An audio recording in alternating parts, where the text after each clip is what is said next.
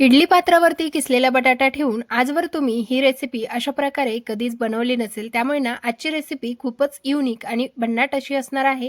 त्यामुळेच व्हिडिओ शेवटपर्यंत बघा आणि व्हिडिओ आवडल्यास व्हिडिओला एक लाईक आणि आपल्या चॅनलला नक्की सबस्क्राईब करा आणि व्हिडिओ सोडून न जाता स्किप न करता शेवटपर्यंत बघा. बघितल्यानंतर तुम्ही ही रेसिपी लगेच बनवायला घ्याल, खात्रीने सांगते.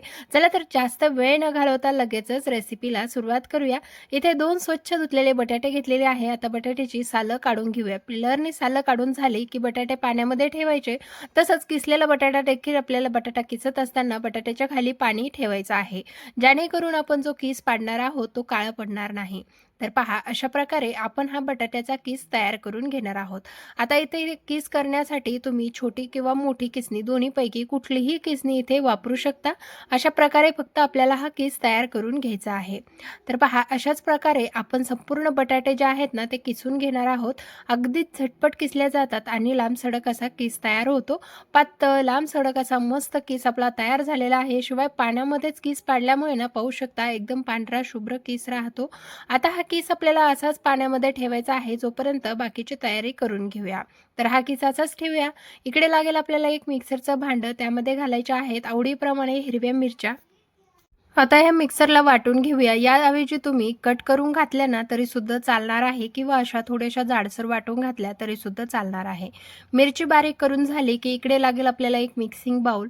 त्यामध्ये घ्यायचा आहे साबुदाणा. आता साबुदाणा तुम्ही तुमच्या आवश्यकतेनुसार इथे घेऊ शकता. इथे मी 2 वाट्या साबुदाणा घेतलेला आहे. त्यामध्ये घालायची आहे तयार करून घेतलेली हिरव्या मिरचीची चटणी. तसंच यामध्ये घालायचं आहे चवीनुसार मीठ. कारण आपण मिरची बारीक करत असताना यामध्ये मिठाचा वापर केला नाही. तसंच आवश्यकतेनुसार यामध्ये भाजून घेतलेल्या दाण्यांचा कूट थोडासा घालून घ्यायचा आहे. किसून घेतलेला बटाटा जो आहे तो पाण्यामधून घट्ट असा पिळून घ्यायचा आणि त्यानंतर इथे टाकून घ्यायचा आहे. संपूर्ण किस जो आहे तो टाकून घेतलेला आहे. पाण्यामधून किस आपल्याला अगदीच ऐन वेळेला काढायचा आहे. अगोदरच पाण्यामधून पिळून वगैरे किस घ्यायचा नाही. ज्या वेळेला तुम्हाला हे सर्व साहित्य मिक्स करायचं आहे त्यावेळेला अगदी यामध्ये लगेचच जो बटाट्याचा किस आहे तो घालून घ्यायचा आणि मिक्स करून घ्यायचं. यामध्ये फार तुम्हाला काही दुसरं साहित्य लागत नाही आणि पदार्थ खरंच खूप छान होतो. तर हा पदार्थ तुम्ही वाळवणीचा म्हणून सुद्धा करू शकता. ते कसं ते मी तुम्हाला पुढे सांगणारच आहे. त्यामुळेच म्हणत असते की व्हिडिओ कुठेही स्किप न करता शेवटपर्यंत बघा. जेणेकरून कुठलीही टिप्स तुमची मिस होणार नाही आणि तुम्ही सुद्धा तो पदार्थ अगदीच अचूक आणि परफेक्ट असा बनवू शकता. तर इथे थोडंसं चमचाने मिक्स करून घेतलं. त्यानंतर थोडंसं हाताने मिक्स करूया. जेणेकरून साबुदाण्याला व बटाट्याला बाइंडिंग छान येईल. तर अशा प्रकारे आपण हाताने थोड्या वेळासाठी कुस्करवून घेऊया. आता हा वाळवणीचा पदार्थ खरं तर कसा होतो ना मी तुम्हाला सांगते.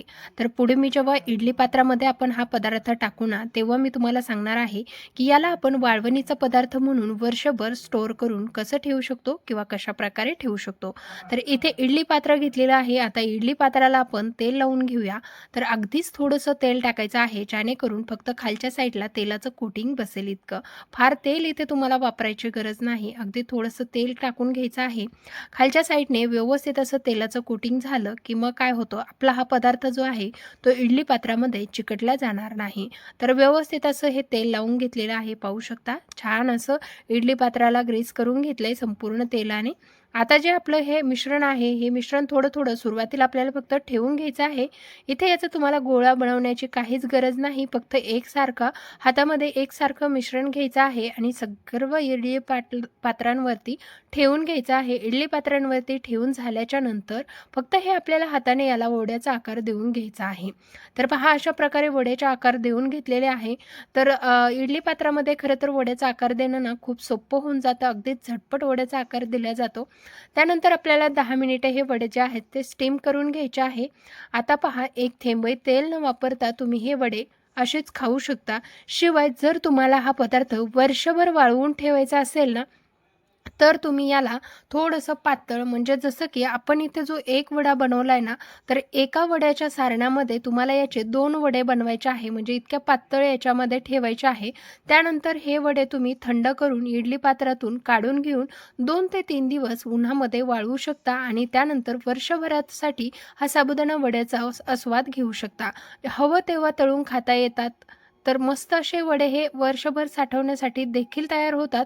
तर पहा दोन्ही प्रकारे तुम्ही बनवू शकता किंवा तुम्हाला अजिबातच तेलकट पदार्थ खायचा नसेल तर पहा अशा प्रकारे आपण वाफेवरतीच हा साबुदाणा पूर्णपणे पकवून घेतलेला आहे म्हणजे तयार झालेला आहे.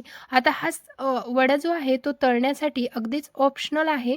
तुम्हाला तळायचा जर नसेल ना तर हा वडा तुम्ही असाच दह्यासोबत खाऊ शकता किंवा असा खाल्ला ना तरीसुद्धा खूप अप्रतिम लागतो कारण साबुदाणा आपला पूर्णपणे शिजलेला आहे. ऑप्शनल तेलामध्ये तळायचं आहे त्यामुळे थोडंसं तेल आपण इथे ठेवलेलं आहे. हे पूर्णपणे ऑप्शनल आहे. तुम्हाला जर तेल अजिबात खायचंच नसेल तर तुम्ही तेलाशिवाय सुद्धा हा वडा खाऊ शकता आणि अप्रतिम चवीचा लागतो. पण एक वडा मी तुम्हाला इथे तळून दाखवत आहे. वडा तळल्यानंतरही तितकाच क्रिस्पी आणि विदाऊट तेलकट होतो. अजिबातच आपला वडा तेल पित नाही. त्यामुळेच ना आरोग्यासाठी खूपच फायदेशीर अशी रेसिपी असणार आहे. त्यामुळे तुम्हाला ही रेसिपी कशी वाटली ना मला कमेंट करून नक्कीच सांगा. रेसिपी जरा जरी आवडली असेल तर व्हिडिओला एक लाईक आणि आपल्या चॅनलला नक्की सबस्क्राईब करा आणि बेल आयकॉनला ऑन करायला मात्र विसरू नका. तर इथे हा वडा आपण तळून घेऊया आणि पुढची रेसिपी पाहण्या अगोदर लगेचच रेसिपी सोडून जाऊ नका. तसंच तुम्ही ही रेसिपी कुठल्या शहरातून किंवा गावातून बघितलं हे देखील मला कमेंटद्वारे कळवा. तर मस्त असा कुरकुरीत वडा तळून झालेला आहे.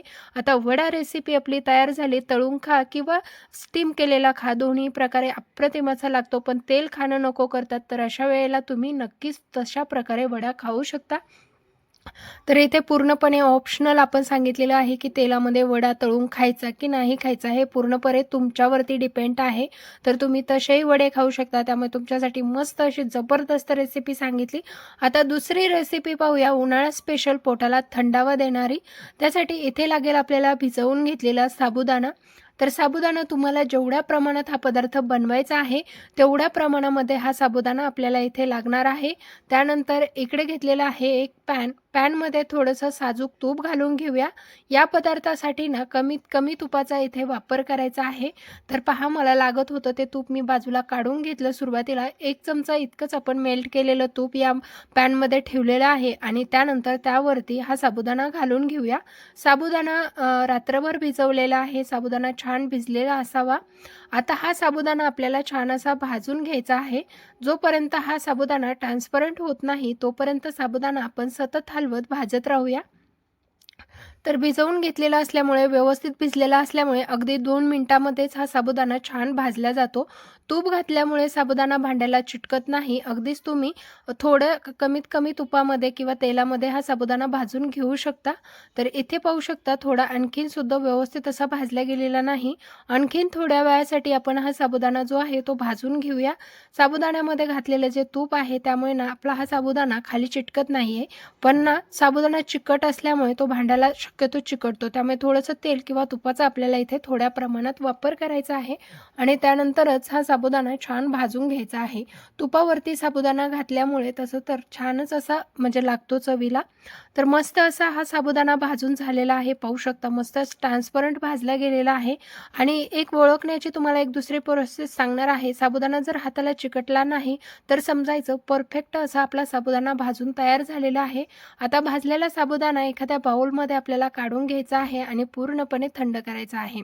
साबुदाणा गरम आहे तोपर्यंत यामध्ये कुठलीच प्रोसेस आपल्याला करायची नाही. साबुदाणा बऱ्यापैकी आपण इथे आता थंड करून घेणार आहोत.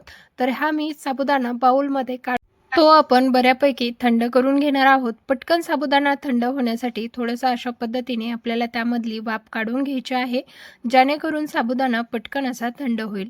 तर पहा इथे ना 10 ते 15 मिनिटं साबुदाणा ठेवला होता आणि साबुदाणा छान असा थंड झालेला आहे आणि थंड झाल्यानंतर देखील तुम्ही पाहू शकता अजिबातच साबुदाणा हाताला चिटकत नाही म्हणजे परफेक्ट भाजला गेला. त्यानंतर 1 वाटी जाडसर दाण्यांचा कूट यामध्ये आपल्याला घालून घ्यायचा आहे. तसंच यामध्ये चवीनुसार मीठ घालून घेऊया आणि आता शेंगदाण्याचं कूट व मीठ व्यवस्थित असं यामध्ये मिक्स करून घेऊया. तर तुम्ही पाहू शकता ज्या वेळेला आपण साबुदाण्याची खिचडी बनवतो त्यावेळेला त्याचमध्ये शेंगदाण्याचा कूट, मीठ, हिरवी मिरची घालतो तेव्हा जशी खिचडी होते ना तशाच प्रकारे आपण इथे फक्त मीठ आणि शेंगदाण्याचा कूट मिक्स केल्यानंतर साबुदाणा व्यवस्थित भाजलेला असल्यामुळे कोणाला ओळखायला देखील येणार नाही की ही खिचडी बनवलेली नाही. तर मस्त असं भाजून झाल्यामुळे हा पदार्थ ना पकवून घेतलेला आहे. त्यानंतर यामध्ये घालायचं आहे अर्धी वाटी फ्रेश असं दही. या दह्यावरती आपल्याला एक तडका घालायचा आहे. त्यासाठी थोडंसं दही दही अशा प्रकारे पांगून घेऊया, जेणेकरून आपण जो तडका यावरती टाकणार आहोत तो व्यवस्थित बसेल. आता तुम्हाला जर ही रेसिपी नाश्त्यासाठी बनवायची असेल तर यामध्ये तुम्ही बाकीचे सुद्धा जिन्नस वापरू शकता, जसं की जिरे, कढीपत्ता, कोथिंबीर. पण इथे ना मी उपवासासाठी बनवत आहे, त्यामुळे इथे आपण बारीक ठेचून घेतलेली हिरवी मिरची यामध्ये ॲड करणार आहोत. आता ही हिरवी मिरची चांगली परतल्या गेली की त्यामध्ये टाकून घेऊया. तर हिरवी मिरची छान अशी तुपावरती परतवून झालेली आहे. इथे देखील आपण ना 1 चमचाभरच तूप वापरलेलं आहे. तुपाचा जास्त वापर करायचा नाही, कारण आज आपण दही खिचडी बनवत आहोत आणि दही खिचडीमध्ये जर तुम्ही तुपाचा वापर जास्त केला तर खाण्यासाठी टेस्टला एवढी बरोबर लागत नाही. त्यामुळे ना तुपाचा कमीत कमी वापर करायचा आणि मस्त अशी आपली ही दही खिचडी तयार झाली. उन्हाळ्यामध्ये साबुदाण्यामुळे त्रास होतो म्हणजे खाल्ल्यामुळे, पण जर का तुम्ही अशा प्रकारचं दही खिचडी खाल्ली ना तर अजिबातच त्रास होणार नाही. शिवाय उन्हाळ्यामध्ये तुमच्या पोटाला थंडावा देणाराच हा पदार्थ ठरू शकतो. तर मस्त अशी आपली ही दही खिचडी बनवून तयार झालेली आहे. तर पाहू शकता वरतून दही खाण्याऐवजी तुम्ही हे दही खिचडी एकदा नक्कीच बनवून पहा आणि नाश्त्यासाठी जर बनवली ना तर उत्तम असा पर्याय ठरेल. तर खरंच खूप छान लागते चवीला. आपण यामध्ये घातलेल्या जाडसर शेंगदाण्याचे जे चंक्स आहेत ना ते जेव्हा दाताखाली येतात तेव्हा आणखीनच टेस्टी ही दही खिचडी लागते. त्यामुळे मस्त अशी दही खिचडी आपली बनवून तयार झालेली आहे. तुम्ही अगदी जवळून पाहू शकता किती सुंदर अशी आपली दही खिचडी बनवून तयार झालेली आहे. बनवायला अतिशय सोपी आहे, फार काही वेळ लागत नाही, झटपट तयार होते. खाण्यासाठी खिचडी तयार झालेली आहे. दही खिचडी आजवर तुम्ही कधीच खाल्ली नसेल तर एकदा नक्कीच थोड्या प्रमाणात का होईना ही दही खिचडी बनवून पहा. तुम्ही एकदा थोड्या प्रमाणात बनवाल पण नेहमी जास्त प्रमाणात बनवून खाल याची खात्री मी तुम्हाला देते, कारण इतकी जबरदस्त आणि चविष्ट ही दही खिचडी तयार होते. तर दही खिचडी आपण खाण्यासाठी इथे तयार करून घेतलेली आहे मस्त अशी. तर तुम्हाला ही देखील रेसिपी कशी वाटली मला कमेंट करून नक्कीच सांगा. आवडली असल्यास लाईक, शेअर आणि सबस्क्राईब करायला मात्र विसरू नका आणि तसंच बेल आयकॉनला ऑन करा, म्हणजे पुढील येणाऱ्या रेसिपीचे नोटिफिकेशन तुम्हाला सर्वात पहिले मिळेल. चला तर भेटूया अशाच इंटरेस्टिंग आणि यूजफुल रेसिपीसह. तोपर्यंत बनवा, खा आणि कसं झालं कमेंट करून सांगा.